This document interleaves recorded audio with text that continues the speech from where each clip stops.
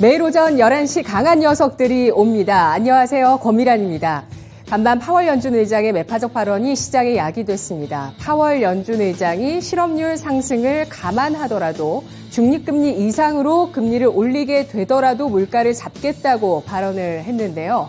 현재 시장은 현재 문제인 물가 상승뿐만 아니라 차후의 문제가 될 수 있는 경기 침체까지 바라보면서 부담을 느끼고 있습니다. 물가를 잡으면서 경기를 역착륙을 시킬 수 있는 그러한 묘안이 있을지 주목이 되고 있는데요.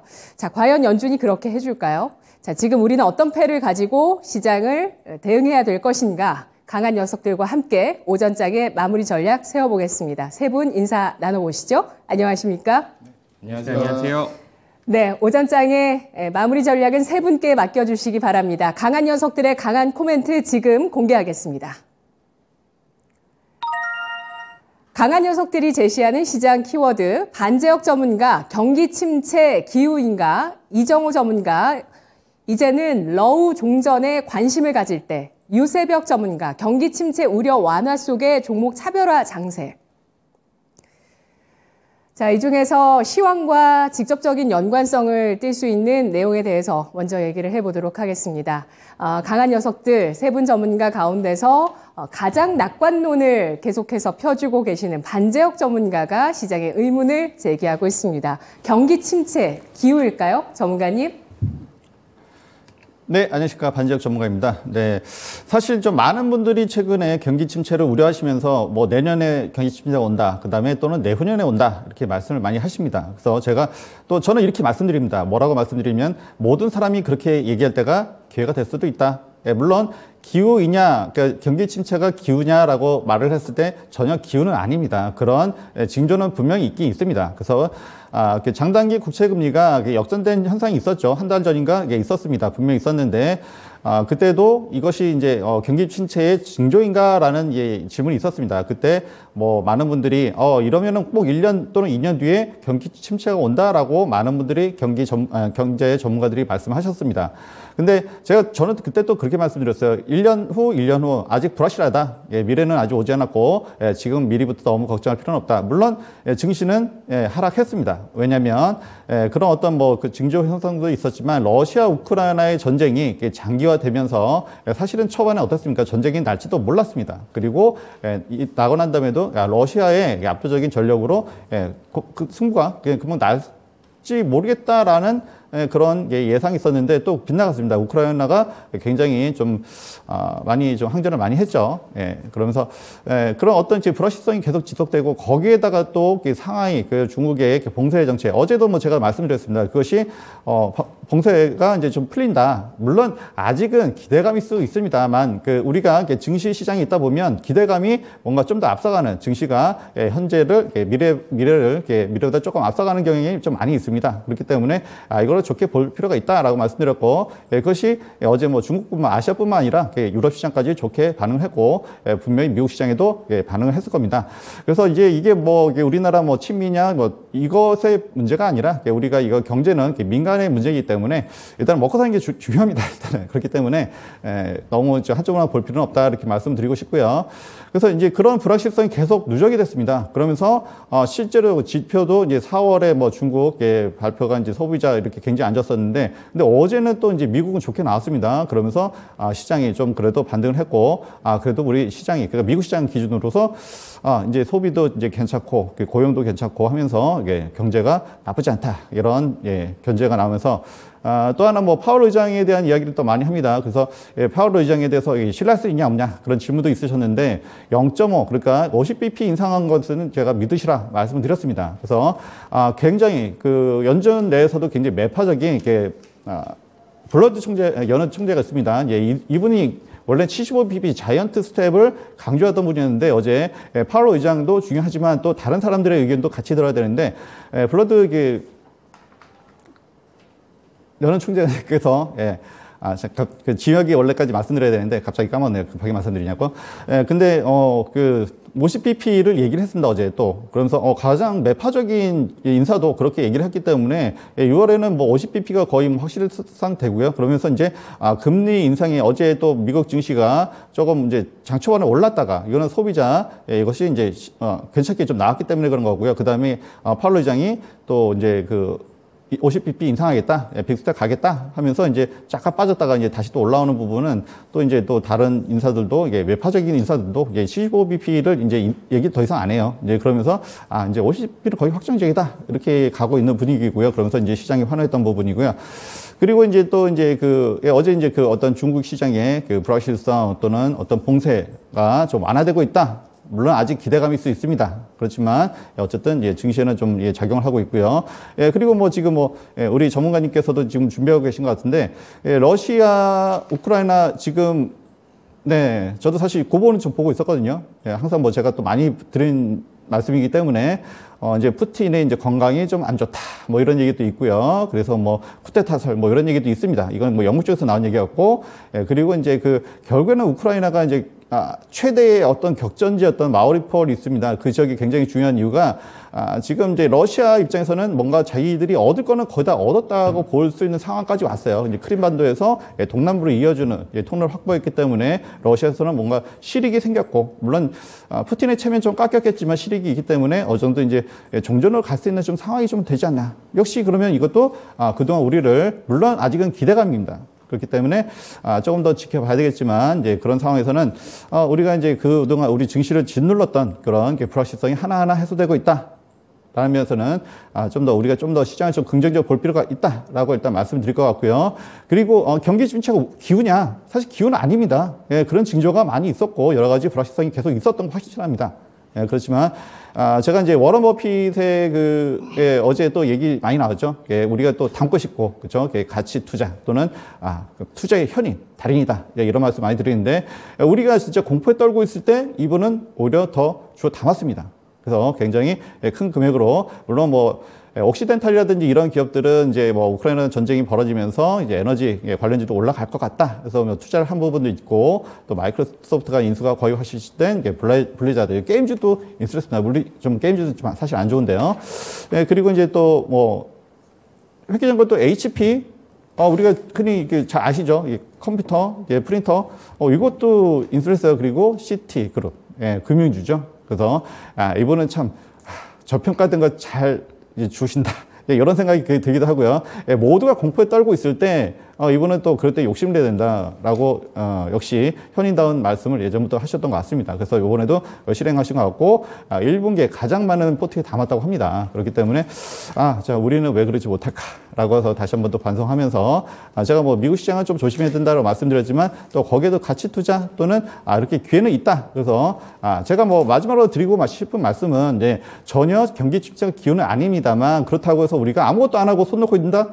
이거는 좀 아닌 것 같아요. 그렇기 때문에 이럴 때도 뭔가 강한 종목들이 있죠. 섹터가 있고 그래서 제가 주도주라고 했던 요즘 교육 시간에 6시 교육 시간에 말씀드리고 있는데 그래서 이제 그런 종목들을 좀 담아 가시면 오늘 아침에도 좀 굉장히 좋은 흐름을 나타냈던 것 같습니다. 그래서 우리가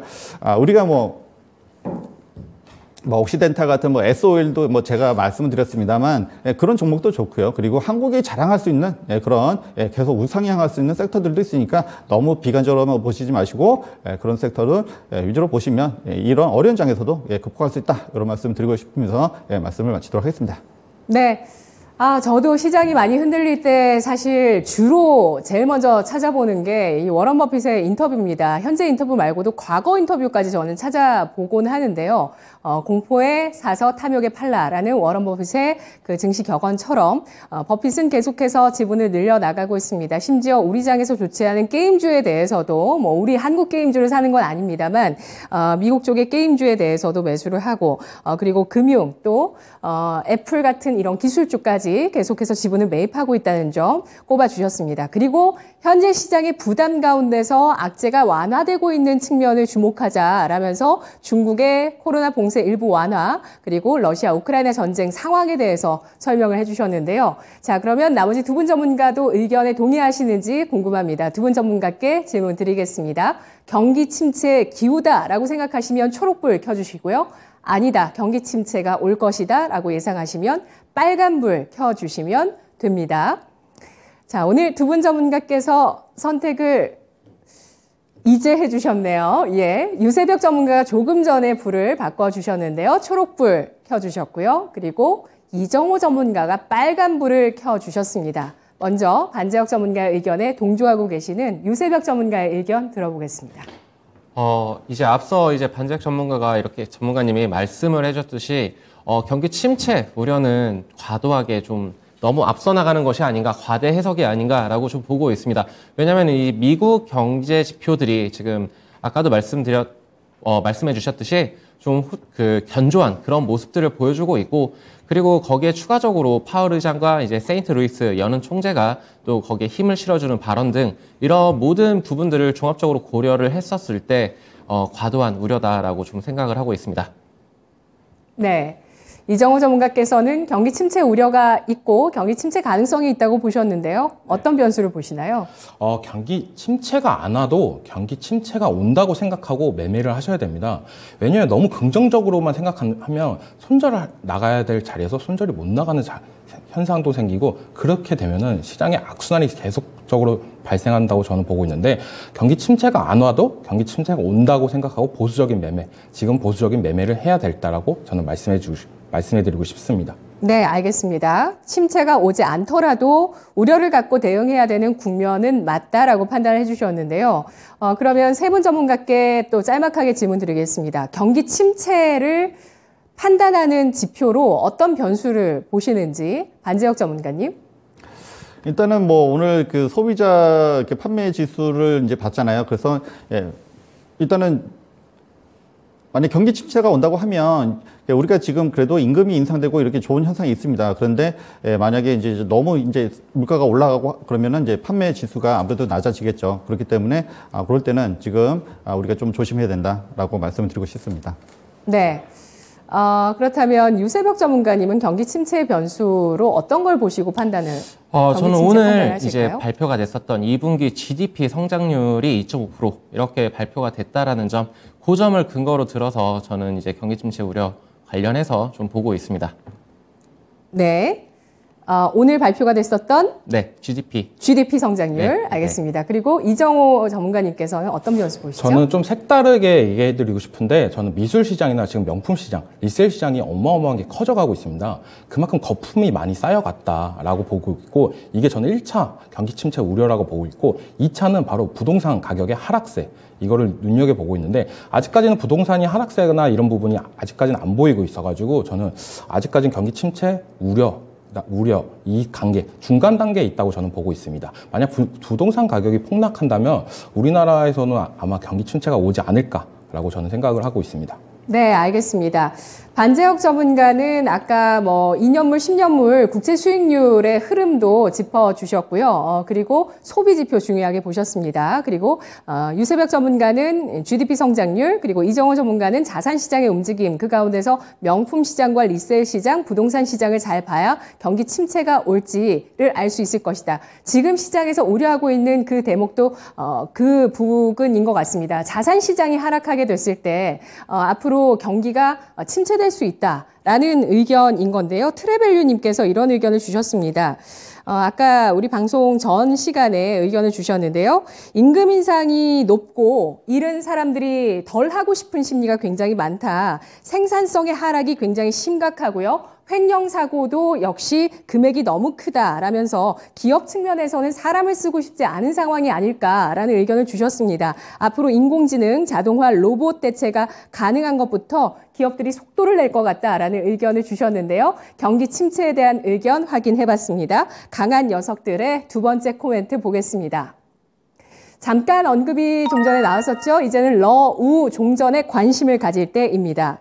푸틴의 건강 악화설, 여기에 러시아의 4월 물가 상승률이 17.8%, 20년 만에 최고입니다. 물가가 좋지 않으면 민심은 반드시 나빠질 수밖에 없습니다. 그리고 마리우폴에서 일단 우크라이나 군들이 철수하면서 패배했습니다. 이것이 종전 가능성을 불러오고 있는 것이죠. 자, 이 의견에 대해서 이정호 전문가님 종합적인 판단해 주시죠. 네, 이제는 러시아 우크라이나 전쟁이 종전을 이제는 좀 관심을 가져야 할 때입니다. 오늘도 시장에서 재건 관련주들의 약간 상승세가 나왔는데요.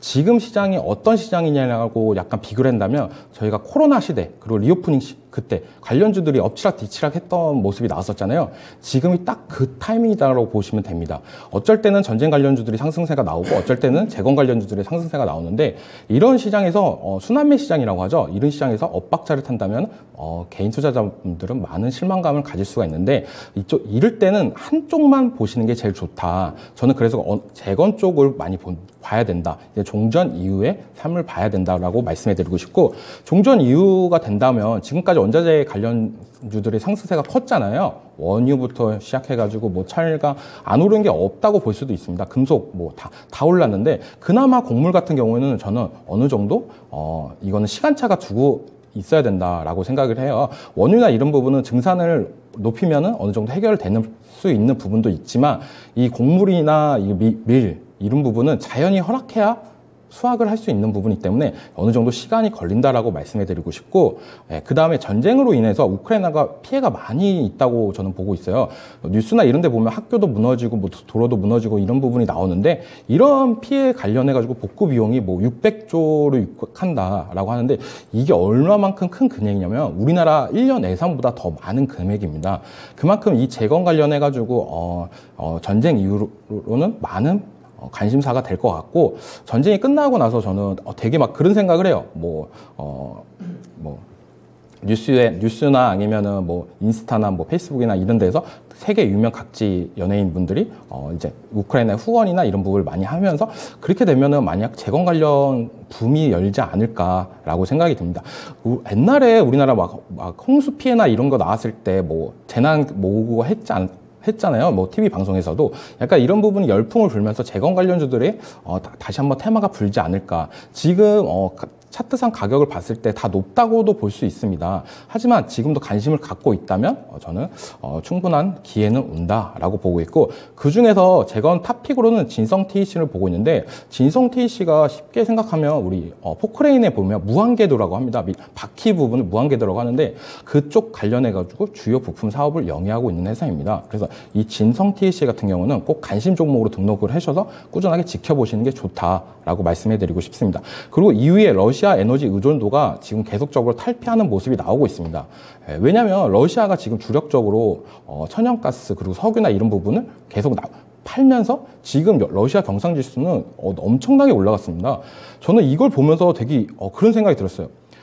그 전쟁 이후로는 러시아가 이때까지 여기 러시아 부대는 되게 싸움 잘하고 전쟁 잘하고 그런 나라라고 생각해가지고 이 우크라이나 전쟁이 되게 금방 끝날 줄 알았는데 그리고 러시아가 우리가 흔히 알고 있다시피 그렇게 경제가 좋지 않다라고 말씀 많이 들었잖아요, 뉴스에서. 근데 이 전쟁 이후로 러시아는 자원이 부각되면서 더욱더 경제적인 부가가치가 올라갔다. 하지만 전쟁이나 이 전투나 이런 부분에서는 생각보다 실망이다. 이런 부분이 되게 많았습니다. 그래가지고 저는 이런 EU, 유럽에서 에너지 의존도 탈피 노력이 있을 거다. 그중에서 저는 원전 관련해가지고 어느 정도 시세가 나오지 않을까라고 생각합니다. 지금 한신기계 같은 경우에는 지금 국내에서 약간 신한울 같은 경우 이걸 연기하겠다, 짓는 걸 연기하겠다 이런 얘기가 나오면서 원전주들의 약간 하락세가 나오고 있는데 이 하락세가 저는 기회라고 생각을 하고 있고 이 하락세가 멈추고 반등이 나올 시점이 어떻게 보면 한신기계의 매수 타점이 되지 않을까라고 생각이 들고 있습니다. 왜 한신기계를 갖고 왔냐라고 얘기를 하신다면 한신기계만큼 지금 원전 관련해서 대장주 역할을 해주는 종목이 없다고 저는 보고 있어요. 그래서 이런 종목 같은 경우는 꾸준하게 관심 종목으로 등록을 해놓으셔야 됩니다. 대장주가 바뀔 수도 있겠지만 이 한신기계 같은 거는 워낙 수요성이 있어가지고 꾸준한 관심이 필요하다고 보고 있고 이 원전 이후에 에너지 의존도 탈피 원전이 꼭 보시기 바랍니다. 이상입니다. 네, 알겠습니다. 러시아 우크라이나 전쟁 전쟁 관련주, 종전 관련주 가운데서 이제는 종전 관련주에 초점을 맞춰야 된다는 의견입니다. 하지만 전쟁 관련해서 파급 효과가 에그플레이션이 나올 수 있기 때문에 에그플레이션 관련주는 계속 가져가자, 계속 지켜볼 만한 섹터다라고 평가를 해주셨고요. 이 밖에는 재건 관련해서 진성 TC, 또 에너지 자립 관련해서 원전 관련주, 한신기계, 아주 명확한 대장주가 놓여있는 섹터다라고 판단을 해주셨는데요. 나머지 두 분께도 의견을 확인해 보도록 하겠습니다.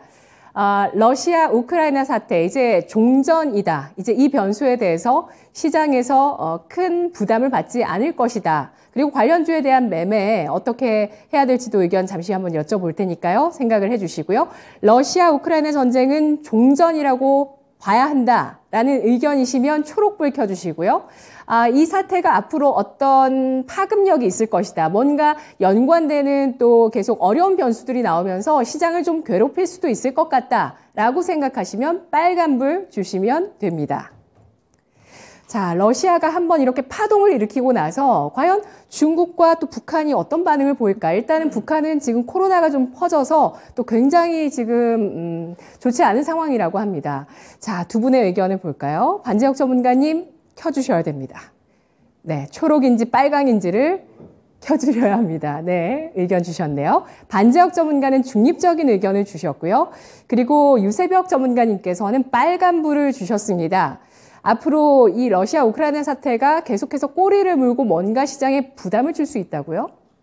부담을 준다기보다는 아직은 이게 확실하게 해소가 된 게 아니지 않습니까? 지금도 총성이 울리고 있고 종전을 했다? 근데 추후에 이 시나리오는 지금 아까 말씀해 주신 이정호 전문가님의 말이 맞습니다. 그렇게 관심을 가져봐야 되는 때에 있지만 그럼에도 지금 아직도 러시아에서는 우크라이나 침공을 감행하고 있고, 그리고 뭐 핀란드 쪽에서 뭐 이제 나토를 가입한다 뭐 이런 관련 이슈들도 있습니다. 이런 부분들이 이제 문제가 계속적으로 될 것이고 될 것이라고 보고 있고, 추가적으로 이제 우크라이나 사태로 인해서 이제 에너지 가격과 그리고 곡물 가격의 상승, 이 부분들 중에서 에너지 가격도 정말 원자재 가격도 정말 큰 문제겠지만 가장 궁극적으로 지금 우려해야 되는 부분은 식량 가격의 상승, 이 부분이 아닌가라고 생각을 합니다.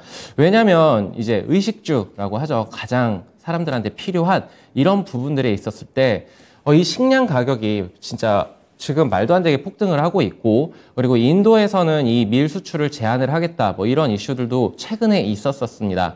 이게 비단 최근 뉴스만이 아니고 이 사태가 터진 이후부터 계속적으로 나왔었던 이슈인데도 다시금 또 뜨겁게 타오른다라는 부분은 이유를 좀 생각을 해봐야 될 것 같습니다. 만약에 정말로 이제 식량 대란이 오게 되면은 이거는 정말 크나큰 문제가 될 수 있다라고 보기 때문에 이 부분 또한 생각을 해봐야 된다라고 말씀을 드리도록 하겠습니다. 네, 아직 총성이 완전히 멈추지 않았다는 점에 대해서 주목을 해주셨고요. 그리고 부가적으로 식량 안보 위기에 대한 문제가 하반기에 또 주요 이슈가 될 수 있다는 점을 보셨는데요. 반재혁 전문가님은 어떤 의견이실까요? 네, 뭐 두 분 다 좋은 의견이시고요. 저도 뭐 중립을 누른 이유는요. 일단은 뭐 모두가 원하고 있습니다. 그 우크라이나, 러시아의 전쟁이 종전이 좀 됐으면 하는 게 모두의 바람입니다. 저도 마찬가지고요. 옛날부터 많이 얘기했습니다. 그리고 이제 전쟁 복구에 관련돼서는 아직 좀 변수가 좀 많이 있고요. 일단 요 한 가지는 좀 저도 이제 사실은 관심 깊게 보고 있습니다. 워낙 종목들이 좀 잘 가고 있고, 현대 에버담이라든지 현대 건설기계라든지 이런 종목들도 최근에 더 물론 올라갈 길은 더 많이 있습니다. 근데 한 가지는 좀 짚고 싶어요. 우리가 사실은 이제 이 복구 사업에 뛰어들려면 이제 우리가 사실은 우크라이나에 원조를 많이 했어야 됐습니다. 근데 사실은 우리는 러시아에 대한 의존도가 더 높았기 때문에 사실은 우리는 좀 약간은 좀 소극적이었던 면이 있습니다. 그렇기 때문에 만약에 러시아에 대한 재건 사업이 벌어진다고 하면 미국 위주로 재편될 수가 있고요. 물론 우리도 미국 쫓아서 들어갈 수는 있습니다만 우리나라 자체가 적극적으로 우크라이나를 돕지는 않았다. 그리고 또 한 가지만 말씀드리면 우크라이나하고 러시아는 민족 자체가 같습니다. 그리고 우크라이나가 진짜 너무나 생각보다 너무 강하다라고 얘기할 수도 있는데 이 우크라이나 이쪽 분들은 옛날에 징기스칸이 왔을 때도 버티던 사람들입니다. 그렇기 때문에 그게 참 몇백 년이 지났지만 참 지금까지 가고 있지 않나 이렇게 말씀드리고 싶고요. 그래서 좀 물론 이제 전쟁의 어떤 리스크 위험은 좀 잦아들겠지만 그렇지만 좀 그런 어떤 민족적인 정신이 좀 강한 쪽이다 보니까 조금은 이 두 사이는 우리가 알지 못하는 변수가 많이 있습니다. 그렇기 때문에 좀 더 갈 확률이 좀 높다. 이런 정도만 말씀드리겠습니다. 네. 네. 러시아와 서방 국가 간의 대립도 앞으로 계속해서 지켜볼 사안이 되고 있습니다. 현대건설기계 그리고 현대에버다임 이들 종목들은 미국 쪽으로 납품을 하고 있는 기업일까요? 안재혁 전문가님. 네, 일단 구착기라든지 이제 이런 어떤 소형 이제 이렇게 뭐랄까요, 농작기계 이런 것들은 이제 한국보다는 미국 쪽의 시장이 훨씬 더 큽니다. 우리가 이제 주택 같은 경우도 아파트 위주로 되었기 때문에 그런 기계들이 많이 필요치 않은데, 근데 아무래도 미국 같은 경우는 이제 어떤 정원이라든지 이런 부분이 크기 때문에 미국 쪽에 좀 수출 비중이 좀 높다 이렇게 말씀드릴 수 있습니다. 네. 이정호 전문가님, 진성TC는 미국 쪽으로 납품을 하고 있는 수출 기업인가요? 네, 맞습니다. 미국 쪽의 기업도 납품을 하고요. 이 거의 중장비 관련해가지고 무한 궤도 관련해가지고는 이 진성TC가 거의 세계 1위라고 저는 자부할 수 있습니다. 네, 글로벌 1위 여기서 또 나오네요. 저는 항상 이거 주목합니다. 항상 그 딱지를 옆에 붙여놓고 메모를 해두는 글로벌 1위 기업은 항상 챙겨보려고 노력합니다. 그렇다면 유세벽 전문가님께서는 이 러시아 우크라이나 사태의 현재 탑픽은 어떤 섹터라고 보시죠? 아무래도 지금 건설 장비가 굉장히 뜨겁죠. 어제 오늘 해인이 굉장히 강한 모습을 보여주고 있는데 저는 탑픽으로 종목을 만약에 꼽자면은 두산 밥캣 이렇게 좀 말씀을 드리도록 하겠습니다. 네, 알겠습니다. 건설 기계 쪽이 주목되고 있고요. 앞으로 식량 안보 위기 사태에 대해서도 주목하고 있는 의견 전문가들을 통해서 확인해봤습니다. 자, 마지막 강한 코멘트가 남아있네요. 보시죠.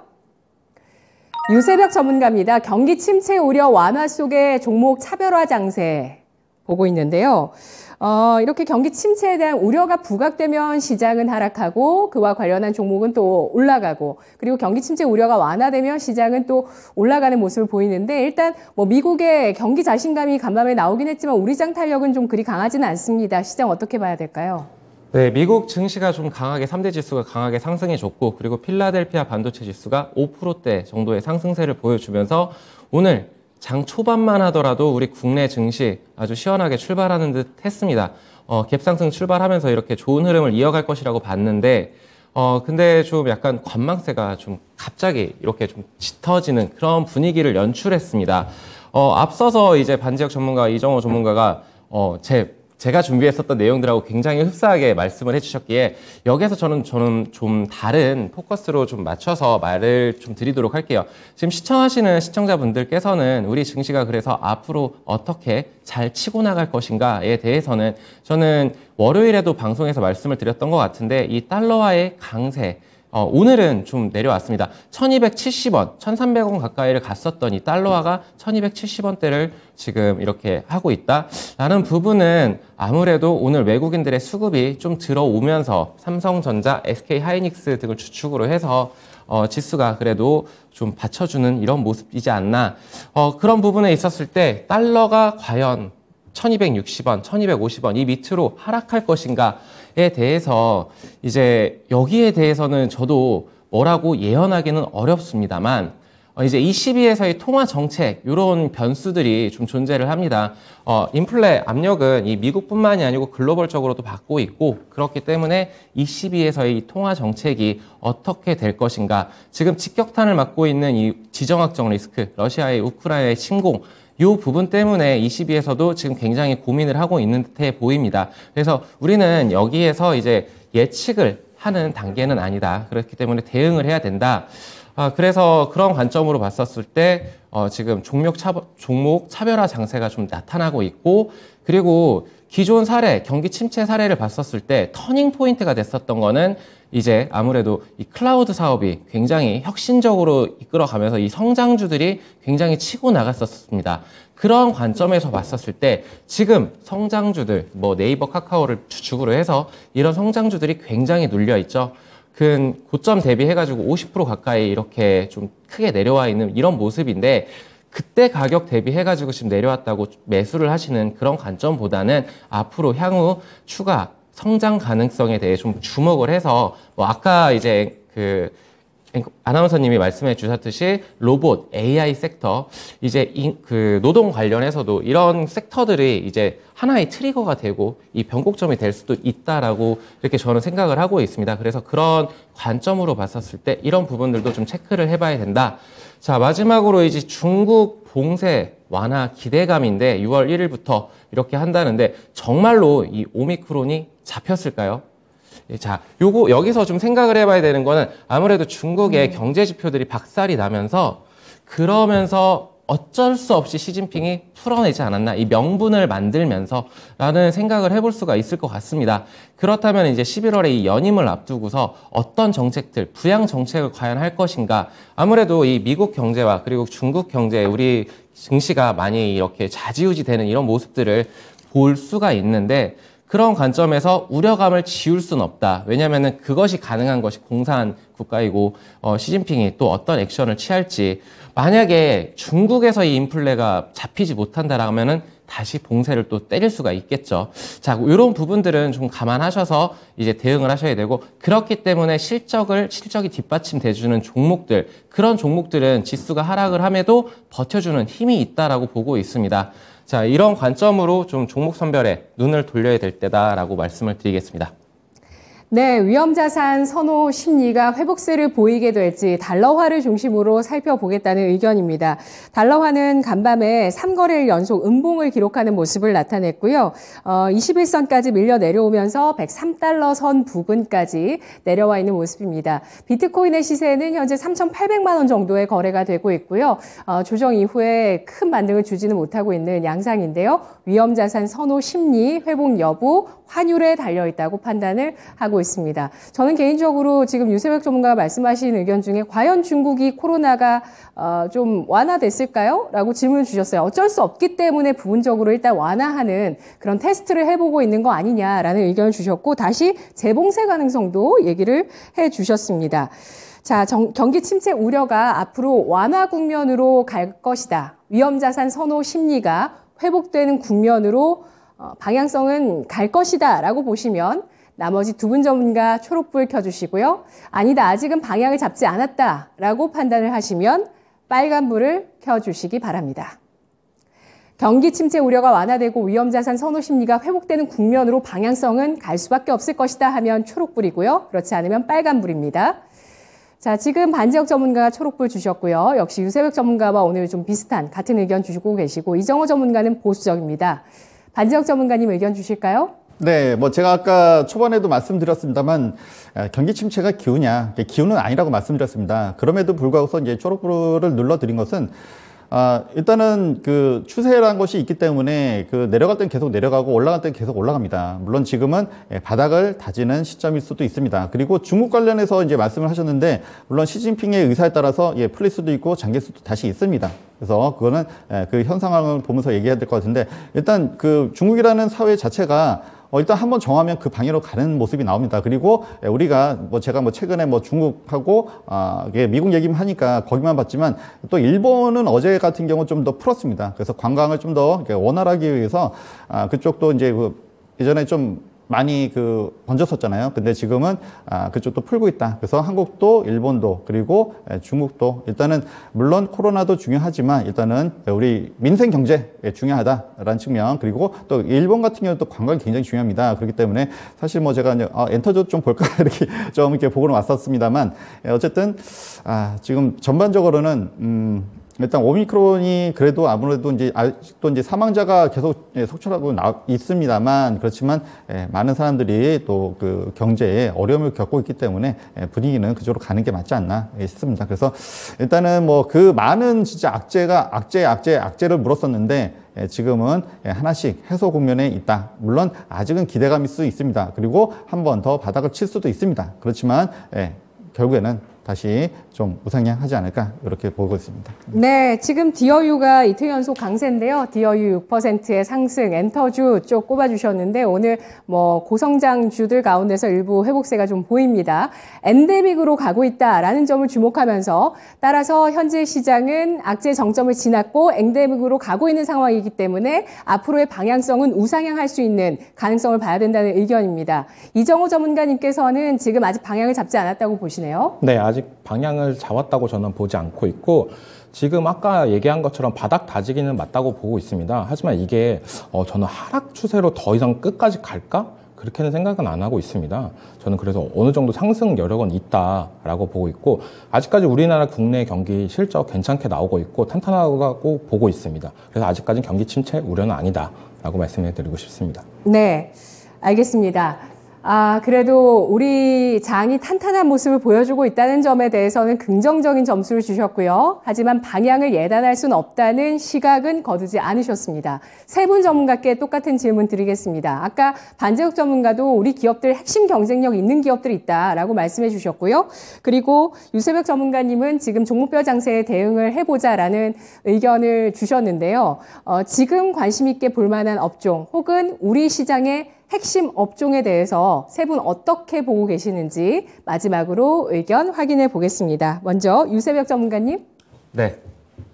저 같은 경우에는 지금 지난 월요일에도 말씀을 드렸다시피 자동차 부품 관련 그리고 이제 2차 전지 관련해가지고 굉장히 긍정적으로 바라보고 있다. 그래서 2차 전지 관련해서는 월요일날 방송 이후에도 이제 후성이라던가 솔브레인 이런 그 전해 관련 종목들이 굉장히 강한 상승세가 나와줬었습니다. 그리고 LNF 양극재 업체도 굉장히 강한 상승세를 이어가고 있고 에코프로비엠 등 이런 2차 전지 관련주들이 크게 상승을 해주는 이런 모습들을 보여주고 있습니다. 그렇기 때문에 지금 시점에서 이런 종목들이 갈 때 못 갔었던 종목들이 왜 안 갔는지를 좀 체크해보고 여기에서 실적이 괜찮게 받쳐주는 그런 종목을 제가 오늘 들고 왔습니다. 네, 그래서 조금 이따가 말씀을 드리도록 하겠습니다. 알겠습니다. 자, 그래도 실적이 괜찮고 그런 종목들은 시장에서 크게 부각이 됩니다. 아까 이정호 전문가님께서도 실적이 그래도 시장을 받쳐주고 있다고 설명해 주셨는데 실적을 주목하고 있습니다. 배터리 그리고 자동차 부품까지 의견을 주셨고요. 관심 있게 보자는 의견이고요. 반재욱 전문가님은 우리나라 핵심 경쟁력의 기업 어떤 쪽이라고 보실까요? 네, 제가 이제 맨날 주도주 보자, 이렇게 많이 말씀드리고 있는데요. 네, 제가 그 6시 교육에서 말씀드립니다. 그래서 이제 주도주를, 찾아가면 그래도 이 어려운 장에서도 이제 버틸 수 있다, 이렇게 말씀을 드렸고요. 그래서 이제 저도 당연히 2차 전지는 봐야 된다. 올해, 먼 일이 있어도 올라가는 것은 2차 전이다, 라고 말씀드렸고, 그래서 이제 예를 들어서 삼성 SDI를 예로 들어드렸습니다. 그래서, 물론 이 무거운 종목, 보다 좀 더 가벼운 종목도 있습니다. 오늘 아까 LNF라든지 또 에코프로 BM이라든지 또 최근에 코스모 신소재 굉장히 좀 급등을 했었습니다. 이런 종목들도 있고요. 당연히 2차 전지는 올해 20%, 내년에 20%, 연 20% 이상 성장할 수 있는 종목들이기 때문에 당연히 봐야 된다 말씀을 드렸고요. 그리고 또 최근에 제가 반도체 얘기를 많이 드리고 있습니다. 그래서 이제 반도체, 메모리는 아무래도 좀 사이클을 좀 탑니다. 그건 맞고요. 근데 아무래도 이제 서버의 교체 시기가 곧 다가오고 있다라는 면에서는 우리가 관심 있게 보자. 라고 말씀을 드렸고요. 그리고 이제 파운드리 같은 경우는 지금 사이클이 없습니다. 그냥 쭉 우상향입니다. 그래서 어제 제가 간단하게 말을 드렸어요. 그래서 로봇 관심 갖자라고 말씀했는데 로봇이 뭡니까? 그렇죠? 청소기에도 CPU 하나 들어가면 그죠? 그러면 이게 바로 로봇 청소기가 되죠. 그래서 이 파운드리 이쪽 비메모리 쪽은 사이클 없이 굉장히 우상향하고 있고 그런 종목 보면 이 어려운 장에서도 극복할 수 있다. 그래서 아마 DB 하이텍을 제가 월요일날 추천 종목 드렸습니다. 그래서 물론 몇 조대에 달하기 때문에 오늘 한 3%, 4%까지 초반에 올라갔었더라고요. 그래서 이런 종목도 보시면 크게 나쁘지 않다. 실적은 우상향하고 있고 그리고 나빠질 일이 거의 없기 때문에 그리고 미래의 먹거리도 준비하고 있다. 이 정도 말씀드리겠습니다. 네, 업황 자체가 사이클을 타지 않는 쪽이라고 배터리 그리고 로봇 끼워주셨고요. 비메모리 반도체까지 말씀해 주셨는데요. 이정호 전문가님께서는 지금 혼돈의 시장에서 어떤 종목이 핵심이라고 보실지 의견 주시죠. 저 같은 경우에는 정책 관련해가지고 좀 유심히 보고 있는데요. 이렇게 시장이 안 좋거나 이럴 때 정책, 나라에서 밀어주는 사업이 좀 더 잘 가지 않을까라는 생각이 들고 있습니다. 왜냐하면 나라에서 정책적으로 밀어준다면 대출이나 아니면 지원이나 법안이나 이런 부분이 어느 정도 완화되는 부분이 나올 수도 있다고 보고 있고 그중에서 저는 AI랑 로봇 쪽을 유심히 많이 보고 있습니다. 아까도 얘기했다시피 사람을 믿기 못하는 시대가 오지 않았나. 횡령 사건이 너무 많습니다.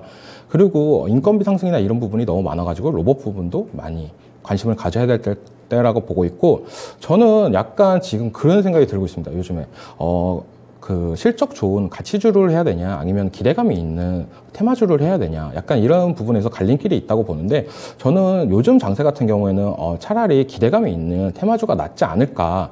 왜냐면 지수가 지금 요동을 치고 있습니다. 이런 장에서는 실적이 어느 정도 되는 실적이 좋아도 못 가는 종목들이 많이 나고 보고 있는데 대표적으로 뭐 삼성전자를 들 수가 있잖아요. 삼성전자가 실적이 괜찮게도 나오고 있지만 아직 그래도 많이 상승세를 못하고 하락하고 있다. 이렇게 보고 있기 때문에 저는 약간 지금 시장에서는 기대감이 있는 테마주를 하는 게 더 낫지 않을까라고 말씀해 드리고 싶고 테마주 같은 경우는 손절 가격만 딱 잡고 하신다면 그것보다 매력적인 업종도 없다고 보고 있습니다. 네, 이상입니다. 네. 알겠습니다. 테마주 장세 아직 가지 않았다. 테마주 정책주 지금 현재 봐도 될 만한 섹터라고 꼽아주셨습니다. 강한 녀석들의 강한 코멘트 확인해 봤는데요. 경기 침체 우려에 대해서 해석을 해봤습니다. 이어서 추천주 가보시죠. 네, 오늘은 시장에서 제약바이오주의 흐름이 굉장히 눈에 띕니다. 오전에 HLB 글로벌이 상한가를 기록하면서 제약바이오 섹터 내에서 흐름을 주도하는 모습을 보여주고 있고요. HLB 생명과학 등 HLB 제약의 신약 관련 호재 소식과 함께 전반적인 업종의 흐름을 견인하는 모습을 보여주고 있습니다. 오늘은 또 2차 전지주들도 강세를 보이고 있습니다. 그간 부진했던 미국 전기차 관련주들이 상승세를 보이면서 함께 상승 랠리를 이어가고 있는데요. LNF 테슬라 수혜주죠. 오늘 오전에는 코스닥 시가총액 2위에 올라서는 모습을 보이기도 했습니다. 또 2차 전지뿐만 아니라 전기차와 관련된 다양한 종목군들이 오르내리고 있는 중인데요. 저희 강한 녀석들 전문가님들 중에서 두 자릿수 수익률 달성해 주시는 전문가님께는 영광의 티켓을 드리고 있습니다. 방송 시작한 지 일주일도 지나지 않았는데 벌써 이 주인공들이 슬금슬금 나타나는 모습입니다. 반자혁 전문가님의 DB하이텍 상승세가 무서웠는데요. 벌써 수익률이 매수가 대비 6% 가까운 고점에 달성한 모습을 보였습니다. 두 자릿수의 상승률, 수익률 머지않아서 달성할 수 있을 것 같아서 기대가 많이 되는데요. 다른 전문가님들의 종목들도 점차 힘을 내는 모습입니다. 과연 오늘의 강한 녀석들에는 이 제약바이오주와 2차전지 관련주들이 숨어 있을지, 또 아니라면 어떤 강한 녀석들이 숨어 있을지 함께 기대해 주시죠. 바이오가 은근히 강하죠. 근데 얘기가 좀 별로 없습니다. 저도 뭐 이것에 대해서 좀 깊게 심도 있게 이야기하는 것도 필요할 것 같은데. 자, 오늘 세 분 전문가의 강할 녀석들 지금 공개하겠습니다. 반재혁 전문가 MPC, 이정호 전문가 SP월셀, 유세벽 전문가 PNT를 꼽고 있습니다. 배터리 정말 누가 봐도 성장주이고 회복력도 굉장히 좋은 쪽이 바로 이 배터리주입니다. 여전히 키 맞추기를 잘 봐야 된다라는 의견을 주신 게 유세벽 전문가였는데요. 오늘 두 분께서 폐배터리 관련주를 가지고 와 주셨습니다. 자, 그럼 오늘 반재혁 전문가의 종목부터 한번 확인을 해볼까요? MPC죠? 네, 안녕하십니까. 네, MPC는 원래 이름이 내셔널 플라스틱입니다. 그래서 우리가 이제 예전에 빨간 바가지 있죠. 그거 만들던 회사입니다. 그래서 굉장히 업황이 오래된 회사입니다. 그렇기 때문에 재무 구조가 그만큼 오래 살아남았다는 것은 굉장히 재무 구조가 탄탄하다. 일단 말씀을 드리고 싶고요. 그리고 이제 최근에 이제 플라스틱에 관련된 회사들이 잘 가는 회사들이 많습니다. 코오롱 플라스틱, 에코 플라스틱 이런 종목들 굉장히 우상향하는 모습이 많이 나오고 있고요. 그다음에 러시아 우크라이나 이제 원자재 때문에 또는 석유 수출 금지 때문에 나프타 가격이 인상된다 하면서 플라스틱 종목들이 또 한때 좋은 시세를 나타내기도 했고요. 그리고 이제 거기다가 이제 MPC 같으면 이제 폐배터리. 오늘 뭐 사실은 저도 항상 이제 종목을 고를 때 많은 종목들을 고릅니다. 고민을 많이 하는데요. 그래도 진짜 아까 제가 말씀드렸잖아요. 2차 전지, 반도체 이 부분은 꼭 보자 말씀드렸고, 그래서 이제 그 중에서 이제 폐배터리. 그래서 아까 뭐 삼성 SDI 같은 경우는 그러니까 2차 전지가 20% 이상 매년 성장을 합니다. 그리고 폐배터리 같은 경우는 2025년부터는 33%. 그렇죠? 그때부터는 배터리가 본격적으로 양산이 되기 때문에 그래서 예전에 사실 이런 걱정을 했었습니다. 그래서 전기차 또는 배터리를 반대하는 저도 환경을 생각하지 않을 수 없었기 때문에 이런 폐배터리 이거 나중에 환경오염 주범이야 이런 얘기가 있었습니다. 그때는 전기차도 사실은 약간은 그러니까 테마주 성향이 좀 있었죠. 지금이야 이제 성장주가 됐지만 그래서 뭐 저도 테마주 자체가 저는 나쁘다고 생각을 안 합니다. 제가 뭐 가치주 또는 주도주 이런 거를 보고 든든하게 가져가시고 그다음에 또는 여분이 생기시면 그래서 테마주도 보자 라고 말씀드렸고, 그리고 이제 사실은 제가 이제 조단위 이런 종목만 드리니까, 저 사람은 왜 이렇게 무거운 종목만 좋아하시는구나 생각하실까봐 제가 좀 가벼운 종목 그래서 오늘은 들고 나왔습니다. MPCA 말씀드렸던 그 플라스틱 종목이 있고요. 그 다음에 폐배터리 관련해서 지금 뭐 차트를 보시면 이렇게 한번 이제 급등을 했었습니다. 그리고 가볍기 때문에 또 한번 이렇게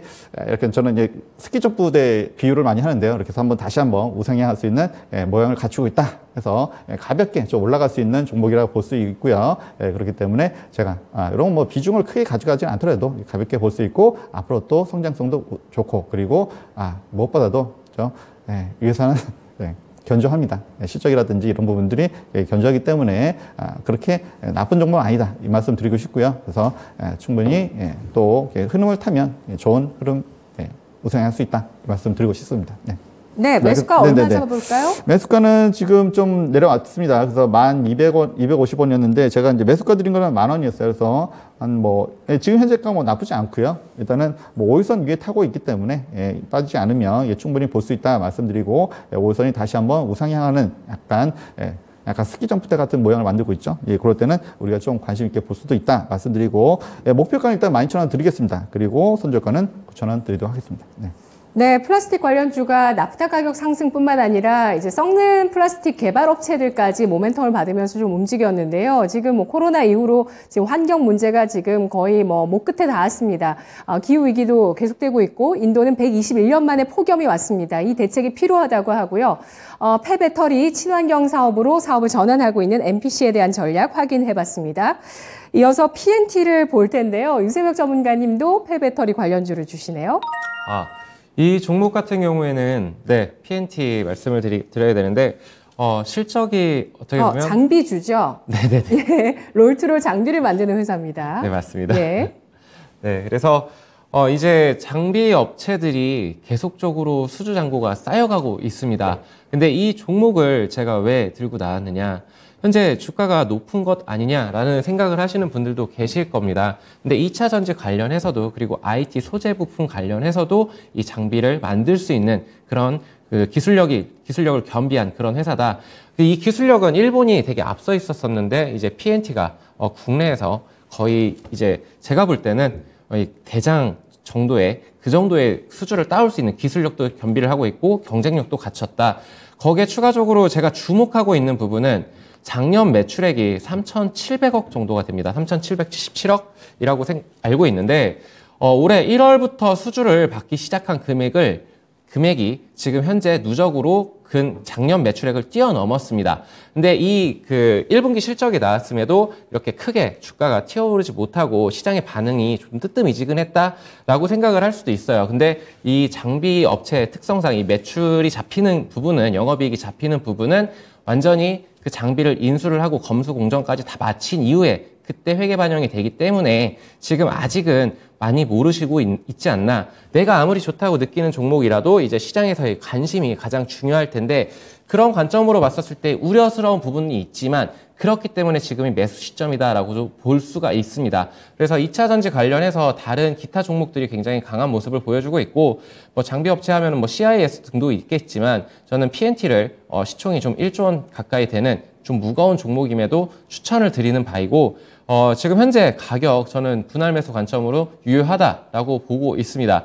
그렇지만 이제 손절가 같은 경우에는 전저점인 43,000원까지 밀릴 수 있기 때문에 여기까지 손절가 제시를 드리고요. 그리고 목표가는 53,000원 부근 여기까지 제가 목표가를 제시를 해드리도록 하겠습니다. 네. 20% 가까운 10% 중후반의 목표가를 생각하고 계시는 종목 PNT입니다. 급증하고 있는 수주 그리고 4공장의 증설 모멘텀 주목을 해주셨는데요. PNT 제가 얼핏 본 게 맞긴 맞네요. 뉴스토마토 기사를 통해서 폐배터리 관련한 소식이 있습니다. PNT 단독 기사가 좀 5월 4일에 나왔었는데 폐배터리 재활용을 위한 AI 로봇을 개발하고 있다라는 소식이고요. 폐배터리를 가지고 사람과 협업해서 이 로봇이 해체하는 작업에 대해서 AI 로봇을 현재 개발하고 있다는 점에서 앞으로 사업을 더 폐배터리 쪽으로도 다각화할지 지켜보도록 하겠습니다. 마지막으로 우리 게시판에 용용님께서 수소주를 주목하시는데 오늘 이정호 전문가께서 수소주를 주시네요. 종목 주시죠. 네, 오늘 제가 갖고 온 종목은 S퓨어셀이라는 종목인데요. 이 종목을 왜 갖고 왔냐? 바로 다음 주에 수소 협의체를 합니다. 글로벌 수소 협의체. 작년 9월에도 민간에서 우리나라 기업끼리도 했던 이력이 있었는데요. 이번에 하는 거는 글로벌적으로 18개국, 우리나라, 미국, 캐나다, 프랑스, 영국 등을 통해서 하는 건데 이게 좀 파급력이 더 클 것 같다고 저는 보고 있어요. 그리고 S퓨어셀 하면은 국내 유일의 수소 에너지 펠립스 업체인데 이 펠립스 업체라고 한다면 반도체 쪽에서는 많이 들어봤을 거예요. 설계만 하는 회사다. 왜냐하면 이 회사 같은 경우는 아직까지 튼튼한 매출이나 이런 부분이 없습니다. 그래가지고 회사의 인원을 집중적으로 설계 쪽으로 많이 하고 가공이나 이런 생산 부분은 외주 쪽으로 돌리는 부분, 이런 운영적인 부분에 있어서 되게 매력적인 회사다라고 볼 수 있고, 연료전지 파워팩을 사업을 진출을 했어요. 이게 뭐냐? 드론 쪽, 그리고 선박, 그리고 지게차 관련해가지고 이제 연료 파워팩 사업을 진출해가지고 내년 정도면 어느 정도 상용화 예정이라고 합니다. 왜 수소 쪽으로 관심을 가져야 된다고 저는 생각하는 이유가 2차 전지 관련해가지고는 이게 성능이나 파워를 올리면 무게가 올라갈 수밖에 없습니다. 하지만 수소 같은 경우는 무게를 어느 정도 낮출 수 있는 부분이 있고, 그래가지고 저는 수소가 어떻게 보면은 약간 산업용으로는 더 매력적이지 않을까라는 생각이 들고 있고, 2차 전지 같은 경우에는 또 충전 시간이나 이런 부분이 되게 오래 걸립니다. 하지만 수소 같은 경우에 그런 부분이 빨라가지고 약간 산업용으로 더 수소 에너지는 각광받을 것 같다. 그 중에서 제가 탑픽으로 갖고 온 종목은 S퓨어셀이라는 종목입니다. 이 종목도 매수가 같은 경우에는 27,500원으로 잡았고요. 목표가는 34,400원, 그리고 손절가는 26,000원 정도로 잡았는데, 이게 제가 아침에 봤을 때는 27,500원 정도 가격대였는데 제가 보고 나서부터 계속적으로 반등세가 나오고 있는 모습은 나오고 있습니다. 28,000원 밑에서 가격대는 괜찮은 가격대라고 보고, 손절가나 목표가를 잘 보고 대응하신다면 이 종목도 매력적인 종목이라고 생각합니다. 네, 산업용 전지가 친환경적으로 바뀔 때 수소가 부각을 받을 것으로 예상을 해주셨습니다. 이정호 전문가님, 수소 생산 문제 없을까요? 네, 수소가 많이 생산이 돼야 되는 거 아닐지. 네, 그런 쪽으로도 네. 많이 개발을 지속적으로 하고 있는 걸로 알고 있고, 청정 수소나 뭐다 해가지고 계속적으로 하고 있습니다. 그래서 이 수소 개발이나 이런 부분이 점차 늘어날 수밖에 없다라고 저는 보고 있습니다. 네. 계속해서 변화는 일어나고 있고 그 변화의 방향으로 가고 있다고 보고 있습니다. 아직 실적은 좀 크게 뒷받침이 되지 않고 있지만 수소 관련한 기업으로 S퓨어셀 꼽아주셨고요. 국내 유일의 수소 에너지 팹리스 기업이라고 합니다. 매수가를 27,500원 주셨죠. 그리고 목표가를 34,400원, 손절가를 26,000원 제시해 주셨습니다. 우리 채팅창에서 저평가 우량주 매수님께서 장비주 가운데 탑픽이죠. PNT 실적 나오는 장비주입니다. 라고 의견 주셨네요. 세 분의 강할 녀석들의 수익률은 다음 주에 또 확인해 보실 수가 있습니다. 지금까지 투자 판단에 도움드릴 수 있는 다양한 내용들을 알아봤습니다. 다만 주가의 상승과 하락을 보장하지 않는다는 점을 유의하시면서 투자에 나가시죠. 자, 여러분이 믿고 기댈 만한 강한 녀석들과 함께 하겠습니다. 강한 녀석들, 내일 오전장 마무리 전략도 11시에 여러분 함께 해주세요.